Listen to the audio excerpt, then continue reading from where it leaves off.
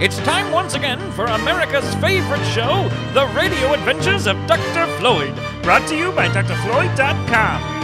This week, starring Patrick Bristow, Kevin Burnson, Brian Clark, and Michael Ostrom.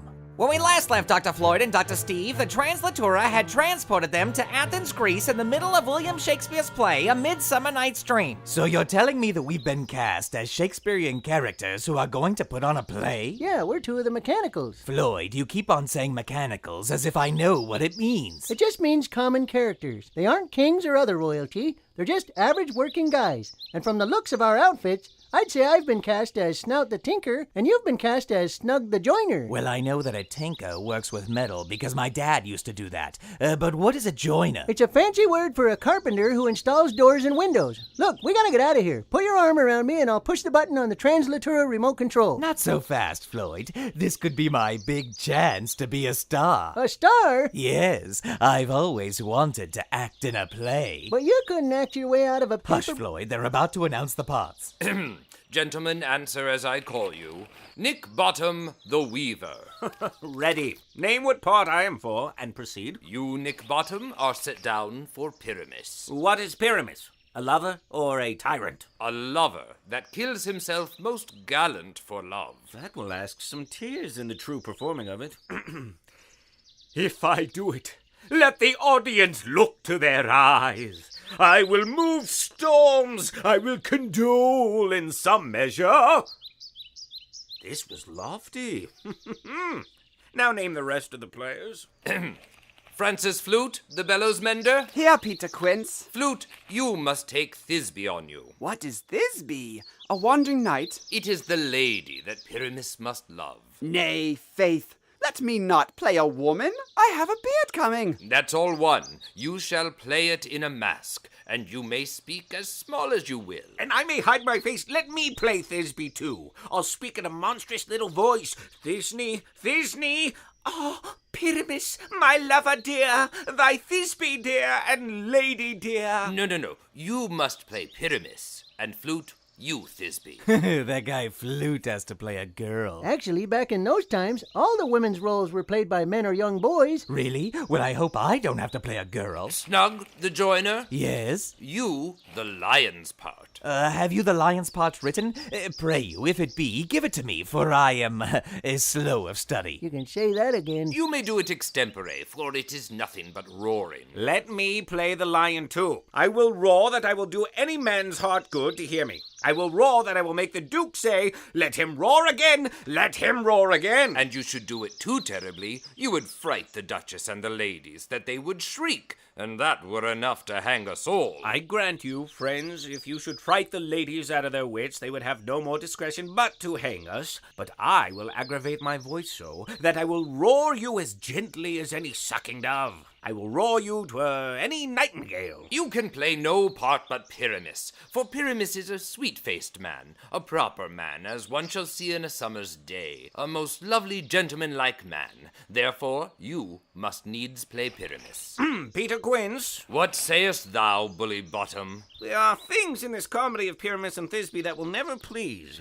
First, Pyramus must draw a sword to kill himself, which the ladies cannot abide. How answer you that? Fire Lakin, a perilous fear. I believe we must leave the killing out when all is done. Not a whit. And I have a device to make all well.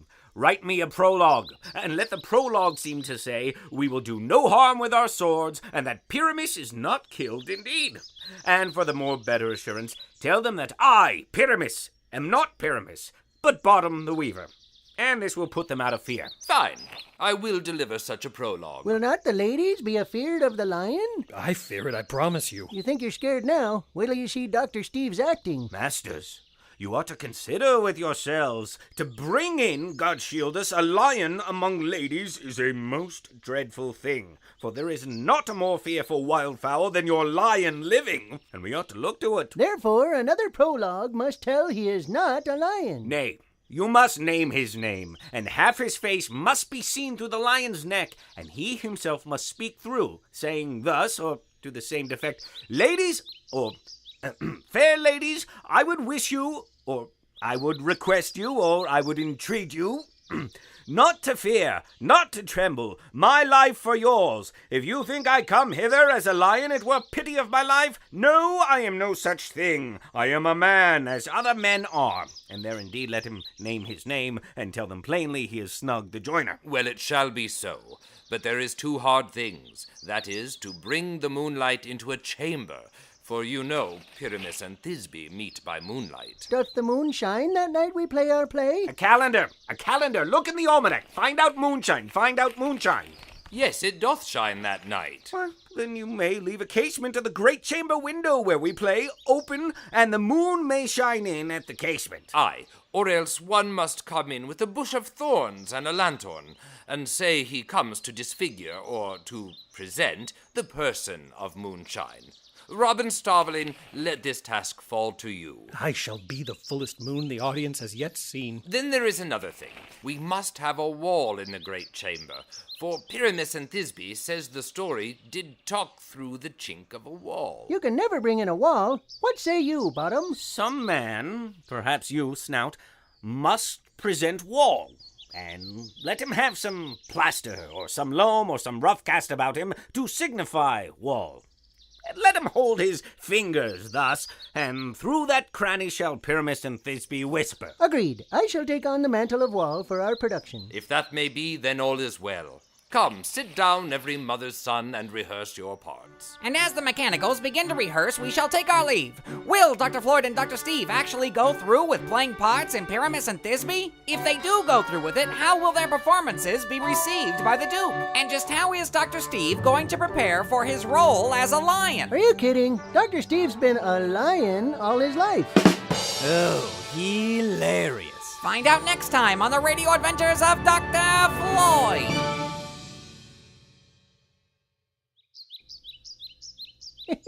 'Cause he tells lies.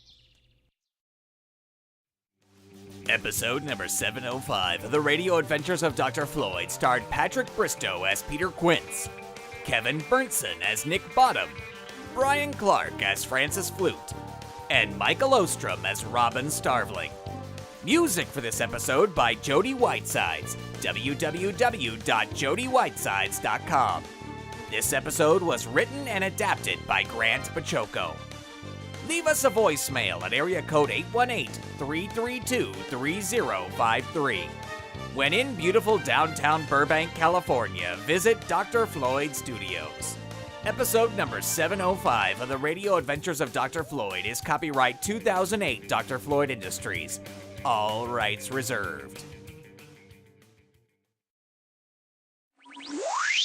Clear the airwaves! Clear the airwaves! It's now time for Dr. Floyd's Imagination Nation Rangers' secret message for you members of the Dr. Floyd Imagination Nation. Remember, kids, only official Radio Adventures of Dr. Floyd Imagination Nation Rangers can decode Dr. Floyd's secret message with the secret decoder ring, available only from www.imaginationranger.com. All right, grab your secret decoder rings and a pencil and paper and prepare to set your imagination to fun. Remember, Dr. Floyd is counting on you. And here is the Radio Adventures of Dr. Floyd Imagination Nation Rangers secret message for episode number 705, All the World's a Stage. This is the answer to the trivia question, which is posted in the Imagination Nation Ranger forums.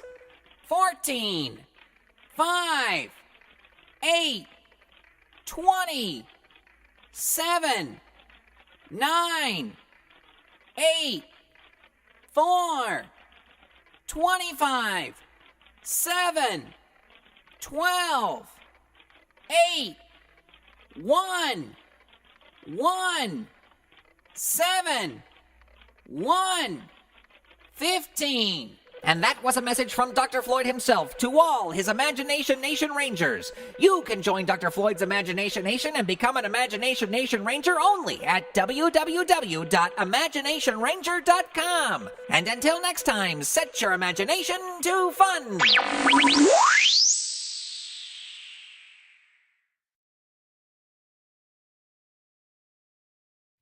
Say, Radio Adventures of Dr. Floyd fans, do you have what it takes to accept the Radio Adventures of Dr. Floyd 2008 Summer Reading Challenge? If you can read 10 books from now until September 5th, 2008, you can earn yourself a nifty Radio Adventures of Dr. Floyd prize. The challenge is open to Radio Adventures of Dr. Floyd fans of all ages, and all it will cost you is the price of one postage stamp.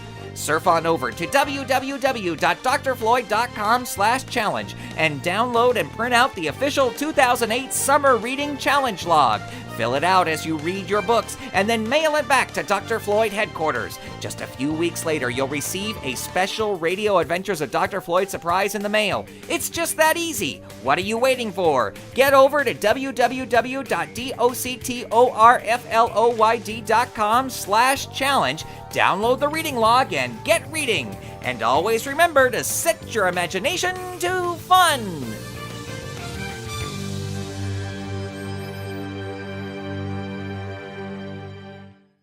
Don't just sit there. You're under strict orders to go to www.prairie.com. Hip,